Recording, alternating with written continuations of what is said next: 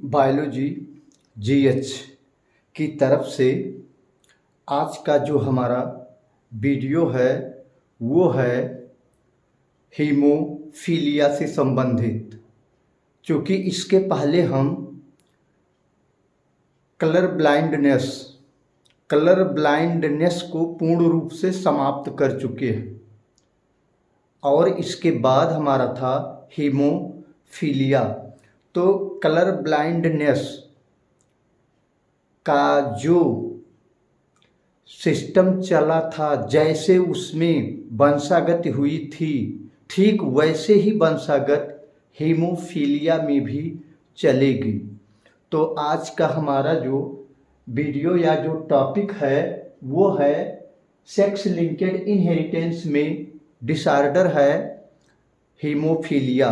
और ये जान लीजिएगा एक्स लिंग गुणसूत्र, जो एक्स और वाई या एक्स एक्स लिंग गुणसूत्र होते हैं उनमें केवल एक्स लिंग गुणसूत्र पर एक रिसेसिव जीन की उपस्थिति से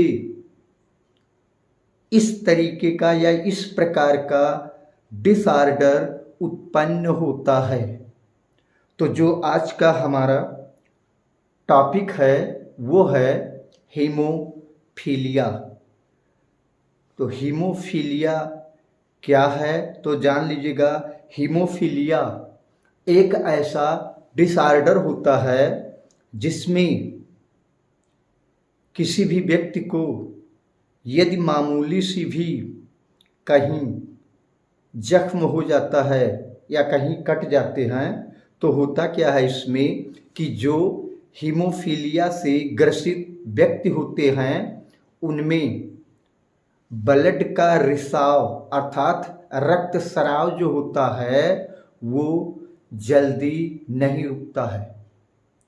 होता क्या है कि यदि एक सामान्य व्यक्ति में यदि कहीं कट फट जाते हैं तो उनका जो ब्लीडिंग होता है वो 3 से 8 मिनट के अंतर्गत 3 से 8 मिनट में ब्लीडिंग उनका रुक जाता है। लेकिन हीमोफीलिया का मरीज व्यक्ति जो है उसमें नहीं रुकता है ब्लीडिंग, अर्थात ब्लीडिंग का सिस्टम जो होता है वो लगभग जो रुकने का सिस्टम होता है वो समय ज़्यादा लग जाता है, आधे घंटे से लेके 24 घंटा तक लग सकता है। तो इतनी देर तक यदि किसी भी व्यक्ति के शरीर से ब्लड का रिसाव होगा तो जान लीजिए कि वह व्यक्ति बचेगा नहीं, अर्थात उसकी मृत्यु होना तय है। तो यही है हीमोफीलिया। हीमोफीलिया का एक नाम और है जिसको हम कहते हैं ब्लीडर्स डिजीज। तो ये है दूसरा नाम हीमोफीलिया का।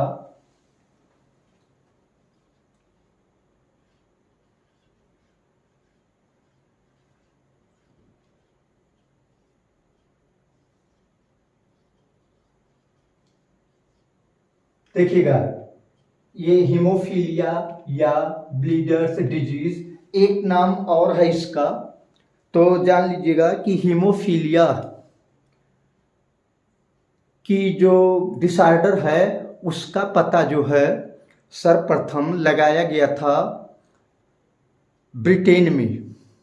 और ब्रिटेन की जो शाही खानदान है जिसे हम रॉयल खानदान भी कह सकते हैं, उसी खानदान में हेल्डेन नामक एक वैज्ञानिक ने सर्वप्रथम इस डिसऑर्डर का पता लगाया। और शाही खानदान या रॉयल खानदान में महारानी थी जिनका नाम था विक्टोरिया। अब विक्टोरिया जो महारानी थी इनमें इस डिसऑर्डर का पहली बार हेल्डेन नामक साइंटिस्ट ने पता लगाया।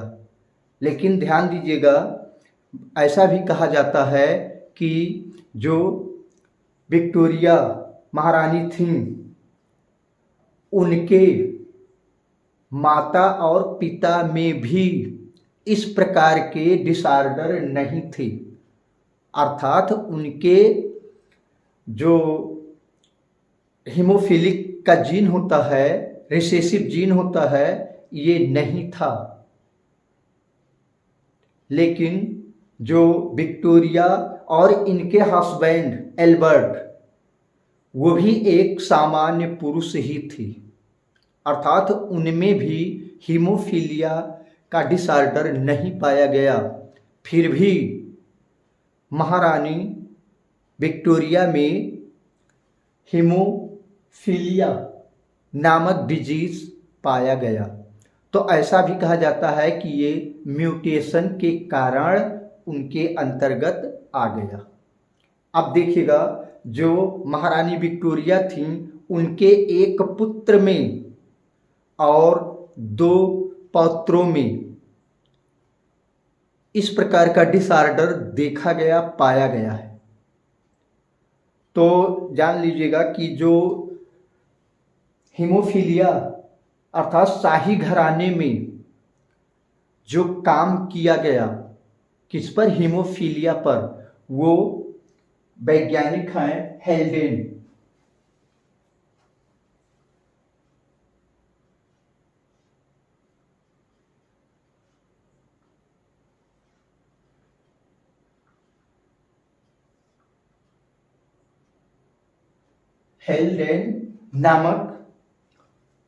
हेल्डेन नामक साइंटिस्ट ने हीमोफीलिया रोग को रॉयल डिजीज का नाम भी दिया गया है, क्योंकि रॉयल परिवार में सबसे पहले इसे खोजा गया। तो जान लीजिएगा, इसका हीमोफीलिया का और एक नाम है, वह नाम है royal disease.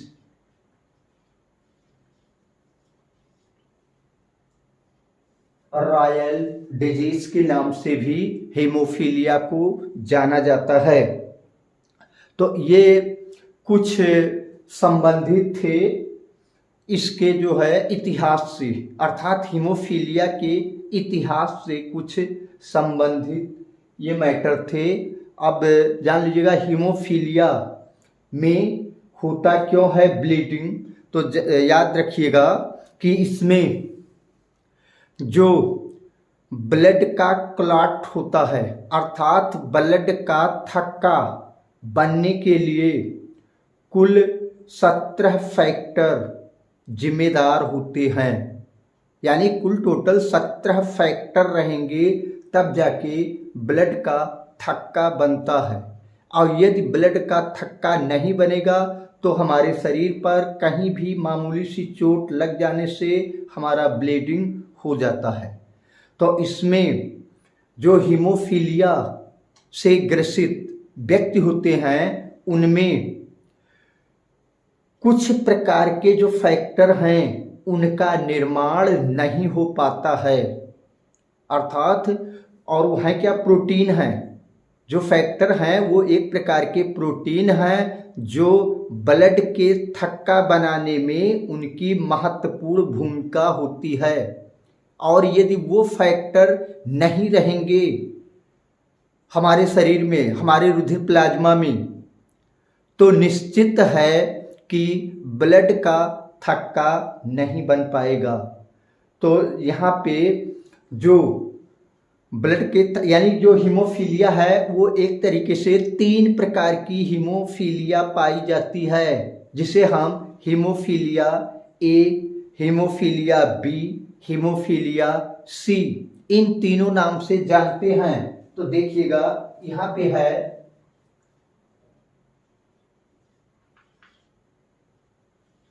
Haemophilia A, haemophilia B और हीमोफीलिया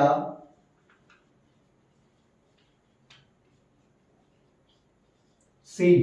अब देखिएगा हीमोफीलिया ए में जो ब्लड का क्लॉट नहीं बन पाता है उसका मुख्य कारण है कि हीमोफीलिया ए में फैक्टर 8 होता है, फैक्टर 8 की कमी हो जाती है। और फैक्टर 8 क्या है? तो वो है एंटी हीमोफिलिक ग्लोब्यूलिन। तो यहाँ पे लैक ऑफ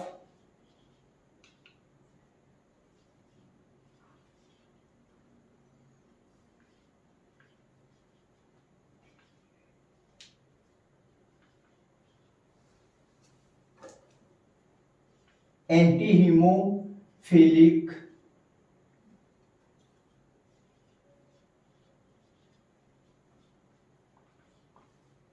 इसकी कमी, देखिएगा हेमोफीलिया ए में lack of anti haemophilic globulin की कमी के कारण ब्लड का यानी कि जो हीमोफीलिया ए है इसमें इस प्रोटीन की कमी हो जाती है जिससे ब्लड का थक्का बनने में दिक्कत आती है। दूसरा है और इसे हम फैक्टर 8 कहते हैं, ध्यान दीजिएगा, ये है हमारे फैक्टर 8, ये है फैक्टर 8। फैक्टर 8 की कमी होती है किसमें? हीमोफीलिया ए में। हीमोफीलिया बी में लैक ऑफ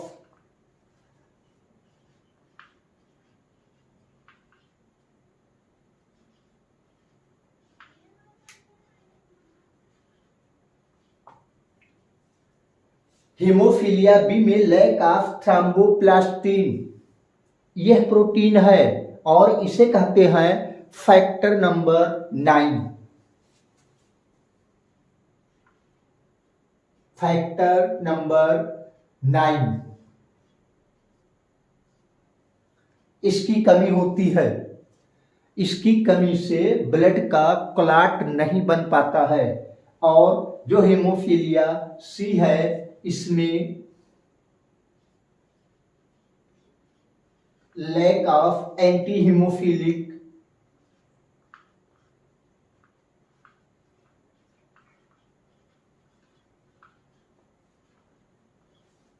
अर्थात ये है हमारा फैक्टर नंबर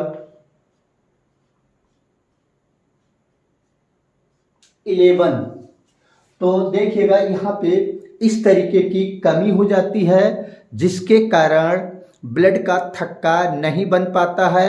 और ये कमी किस लिए होती है? तो ये जान लीजिएगा, जो हीमोफिलिक से संबंधित जीन्स होता है, हीमोफीलिया से संबंधित जीन होता है, वही जो है जीन हमारे एक्स गुणसूत्र पर, यानी हमारा जो लिंग गुणसूत्र एक्स है उसी पर वो आ जाता है। और उसके आने से इस तरीके के जो एंटी हीमोफिलिक ग्लोब्यूलिन है या थ्रोम्बोप्लास्टिन है या एंटी हीमोफिलिक तत्व हैं, ये फैक्टर जो हैं, इनका निर्माण नहीं हो पाता है। किसकी कमी से? तो जान लीजिएगा, जो हीमोफिलिक की जीन होती है और ये यानी रिसेसिव जीन होते हैं जो हमारे एक्स गुणसूत्र पर चले आते हैं और इनके आने से हमारे रुधिर प्लाज्मा में इन तत्वों का निर्माण नहीं हो पाता है, जिसके कारण हमारे ब्लड का थक्का नहीं बन पाता है और ब्लीडिंग हो जाती है, जिससे व्यक्ति को बचने की उम्मीद बहुत कम हो जाती है। और ये भी जान लीजिएगा, यह जो बीमारी है जैसा कि पहले बताया गया है, कलर ब्लाइंडनेस की तरह सेम टू सेम वही वंशागत इसमें चलेगी। और वो भी उसमें भी महिला केवल वाहक होती थी, अर्थात कलर ब्लाइंडनेस से ग्रसित महिला बहुत ही कम होती थी। ठीक वही सिस्टम यहाँ पर भी है। और यह भी बीमारी जो है कभी भी पुरुषों से उनके पुत्र में नहीं आता है, बल्कि माता से ही पुत्र में यह बीमारी आती है, जबकि पिता से पुत्र में नहीं आता है। ठीक वैसे ही सिस्टम है जैसे कलर ब्लाइंडनेस का दिया गया था, ठीक वही वंशागत यहाँ पर भी लागू है। हम केवल एक एग्जाम्पल इसका दिखा दे रहे हैं, और वो एग्जाम्पल है एक कैरियर फीमेल की शादी यदि किसी हीमोफिलिक मैन से हो रही है तो फिर उसके आने वाली पीढ़ी पर क्या प्रभाव पड़ेंगे। तो ध्यान दीजिएगा, यहाँ पर है एक हम दिखा रहे हैं कैरियर फीमेल को, तो ये है कैरियर फीमेल। इसमें देख लीजिएगा, ये है एक्स और यहाँ पे हम एच लेंगे, स्मॉल एच, क्योंकि अप्रभावी जीन होता है। जैसे कि कलर ब्लाइंडनेस में हमने लिया था स्मॉल सी, ठीक वही अपनाए हैं यहाँ पे स्मॉल एच। ये है कैरियर फीमेल।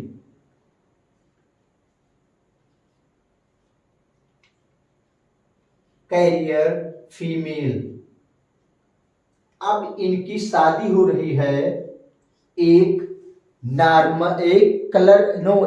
हीमोफिलिक मेल से। तो जब हीमोफिलिक मेल है तो उसमें देखिएगा एक्स वाई और एक्स पर एच स्मॉल एच होंगे। यहाँ पर एक ही लिंगुणसूत्र पर यदि इसके रिसेसिव जीन की उपस्थिति हो जाएगी तो जान लीजिएगा वो हीमोफीलिया का मरीज हो चुका है। जबकि यहाँ केवल कैरियर, दोनों पर आना अनिवार्य है तभी हो पाएगा, अन्यथा एक पर रहेंगे तो नहीं होता है। तो ये है हमारे हीमोफिलिक मेल।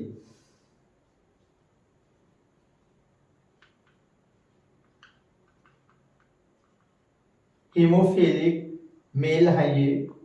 इन दोनों की शादी से संतानें किस तरीके से उत्पन्न होंगी तो देख लीजिएगा, इनका जो गैमेट बन रहा है, चूंकि ये है आपके फीमेल तो फीमेल का गैमेट ओवा और ये है मेल, इनका गैमेट स्पर्म होता है।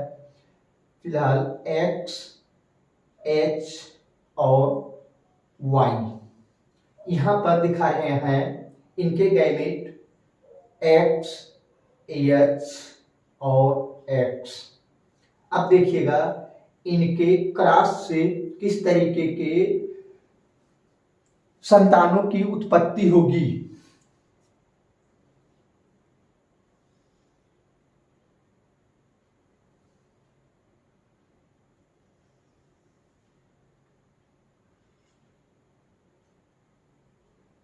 तो ये है हमारे x H x H, x H और एक्स एच, ये हो जाएंगे एक्स एच और वाई, एक्स एच और वाई।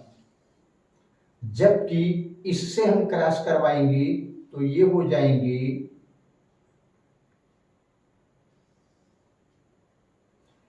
एक्स और एक्स एच, अर्थात x H x, x H x.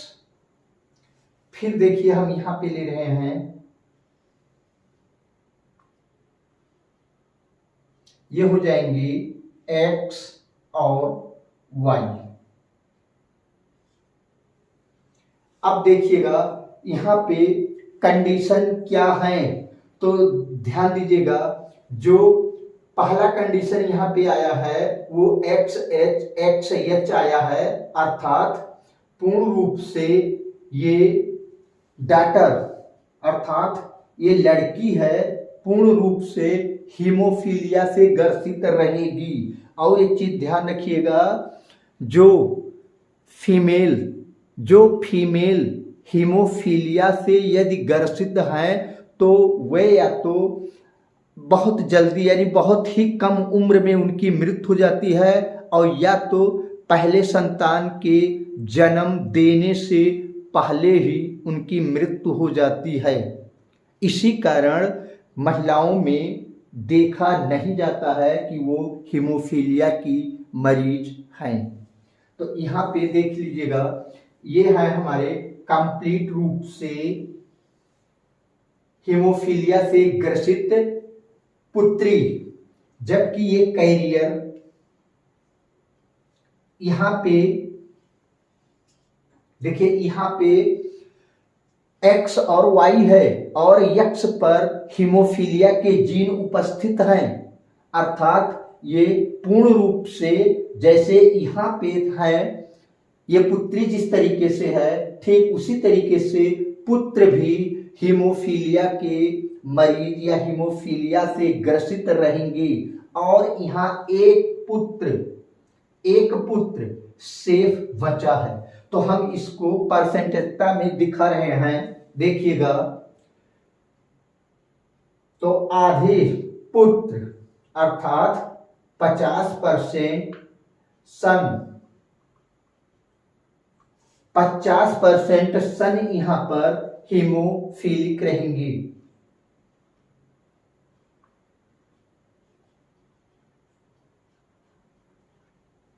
जबकि 50% सन नॉर्मल। यहाँ पे पुत्री में 50% पुत्री अर्थात 50% डॉटर,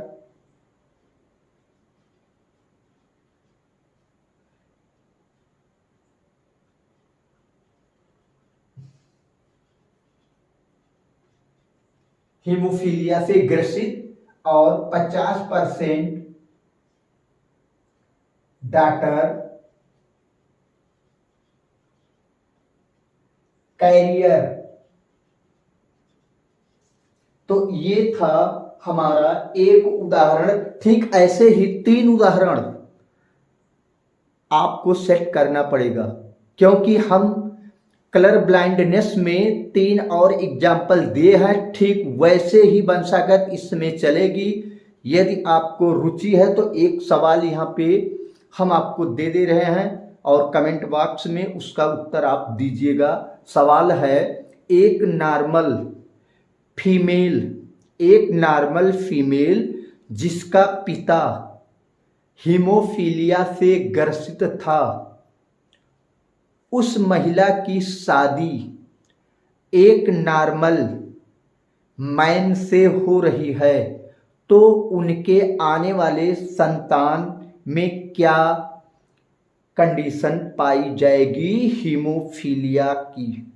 यही क्वेश्चन है। इसे कमेंट बॉक्स में इसका हमें उत्तर आप लोग दीजिएगा, यदि वीडियो देख रहे हैं तो। और आपसे रिक्वेस्ट है कि वीडियो को पूरा देखिए और सब्सक्राइब किया कीजिए, चैनल को शेयर भी कीजिए अपने हित मित्रों में। आज का वीडियो इतना ही, धन्यवाद।